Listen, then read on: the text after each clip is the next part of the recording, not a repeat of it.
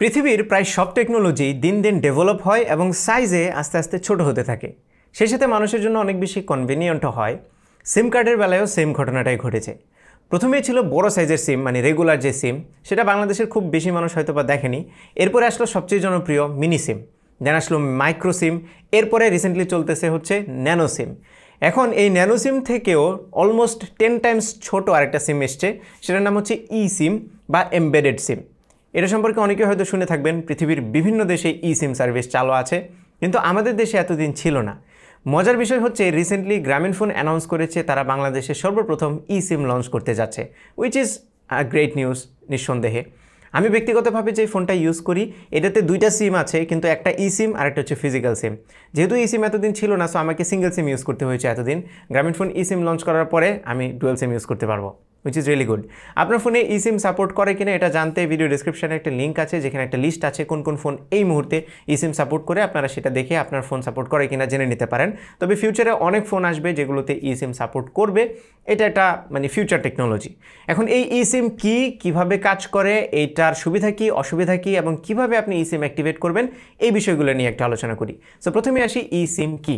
Well, যেরকমটা বললাম eSIM মানে হচ্ছে এমবেডেড সিম। সো এমবেডেড মানে হচ্ছে এইটা ফোনের মাদারবোর্ডের মধ্যে এমবেড করা থাকে। তবে কাজ করবে কিন্তু আপনার রেগুলার যে প্লাস্টিকের সিম আছে সেইটার মতোই, কিন্তু আপনাকে আলাদাভাবে সিম লাগাতে হবে না। ফোনের ভেতরে এই সিমের যে চিপটা আছে সেটা আগে থেকেই বিল্ট ইন থাকবে, মানে ফ্যাক্টরি থেকেই সিমের চিপটা ভেতরে দেওয়া থাকবে। আপনাকে জাস্ট সেই সিমের মধ্যে আপনার নাম্বারটা সেট করে নিতে হবে। সিম্পল ভাষায় আমরা যদি ইমেলের এক্সাম্পল দিই, ইমেল আমরা কিন্তু একটা ফোন থেকে লগ আউট করে আরেকটা ফোনে লগ ইন করতে পারি। eSIM টেকনোলজিটা কিছুটা এভাবেই কাজ করে। আপনার নাম্বারটা জাস্ট আপনি চাইলে আপনার একটা ফোনে ইনস্টল করতে পারেন, এখান থেকে ডিলিট করে দিয়ে আপনি চাইলে সুইচ করে অন্য ফোনেও নিয়ে যেতে পারেন। As simple as that. So কীভাবে অ্যাক্টিভেট করতে হয় সেটা আমি জানি না এক এক ব্র্যান্ডের এক এক রকম হবে কিনা, বাট গ্রামীণফোন যখন লঞ্চ করবে তখন তাদের একটা প্রসেস আছে, সেই প্রসেসটা নিয়ে আমি একটা ভিডিও বানানোর চেষ্টা করব যে কীভাবে অ্যাক্টিভেট করতে হয়। সো আপনারা গ্রামীণফোনের যে কাস্টমার সার্ভিস আছে সেখানে, অথবা তাদের যে অনলাইন শপ আছে সেখান থেকে eSIM অ্যাভেল করতে পারবেন। আপনার যদি প্রিভিয়াস কোনো নাম্বার থাকে গ্রামীণফোন নাম্বার, সেটাকেও আপনি eSIM-এ কনভার্ট করতে পারবেন। eSIM-এ কনভার্ট করার পরে বা শপ থেকে আপনি eSIM নিয়ে আসার পরে তারা আপনাকে একটা QR কোড দেবে।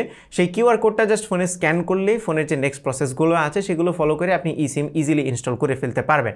এবং ডিভাইস যদি সুইচ করতে চান তাহলে কারেন্ট যেই ফোনে eSIM-টা আছে সেখান থেকে ডিলিট করার প্রসেস থাকবে, ডিলিট করে আপনি অন্য ফোনে আবার নতুন করে ইনস্টল করে নিতে পারবেন। প্রসেসটা নিয়ে অবশ্যই আমরা একটা টিউটোরিয়াল ভিডিও বানাবো, বাট এটা একদমই কঠিন কোনো প্রসেস হবে না।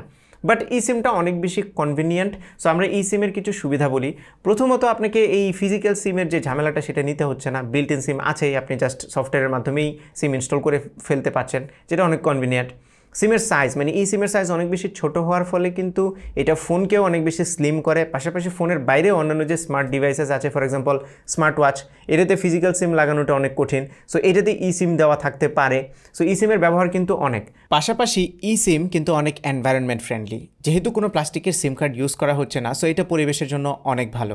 2020 সালে প্রায় 4.5 বিলিয়ন প্লাস্টিকের সিম কার্ড তৈরি করা হয়েছে। পাশাপাশি সেই সিম কার্ডের জন্য যে প্যাকেজিংগুলো করা হয়, প্যাকেজিং ম্যাটেরিয়ালগুলো, সেগুলো কিন্তু আমাদের পরিবেশের জন্য অনেক হার্মফুল। সো eSIM পরিবেশের এই ক্ষতিটা অনেকাংশেই কমিয়ে নিয়ে আসবে। তবে eSIM-এর একটা অসুবিধাও আছে, সেটা হচ্ছে সব ফোনে এখনও পর্যন্ত eSIM সাপোর্ট করে না, যে কারণে আপনি চাইলেই সব ফোনে আপনার eSIM-টা ইউজ করতে পারবেন না। তবে এইটার ওয়ার্কঅ্যারাউন্ড হচ্ছে আপনি চাইলেই eSIM-কে আবারও ফিজিক্যাল সিমে রূপান্তর করতে পারবেন যদি কখনো আপনার দরকার পড়ে। সো আশা করি গ্রামীণফোন খুব তাড়াতাড়ি, মানে আমাদের এই ভিডিওটা পাবলিশ হওয়ার 1-2 সপ্তাহের মধ্যেই কাস্টমারদের জন্য eSIM অ্যাভেলেবল করে দেবে। অ্যাভেলেবল হয়ে গেলে আমি তো ভিডিও বানাবোই, এবং আমি অনেক বেশি এক্সাইটেড eSIM নিয়ে। আশা করি আপনারাও সবাই এক্সাইটেড। সো পরবর্তী ভিডিওর জন্য আই হোপ অপেক্ষা করবেন। এই ছিল আমাদের আজকের ভিডিও। আশা করি ভিডিওটা আপনাদের ভালো লেগেছে। যদি ভালো লেগে থাকে তাহলে ভিডিওতে একটা লাইক দেবেন, কমেন্ট করে জানাবেন কেমন লাগলো। আপনার ফ্রেন্ডদের সাথে শেয়ার করতে একদমই ভুলবেন না। আমাদের পেজে ফলো এবং চ্যানেলে সাবস্ক্রাইব তো মাস্ট। দেখা হবে পরবর্তী ভিডিওতে। Till then take care. আসসালামু আলাইকুম।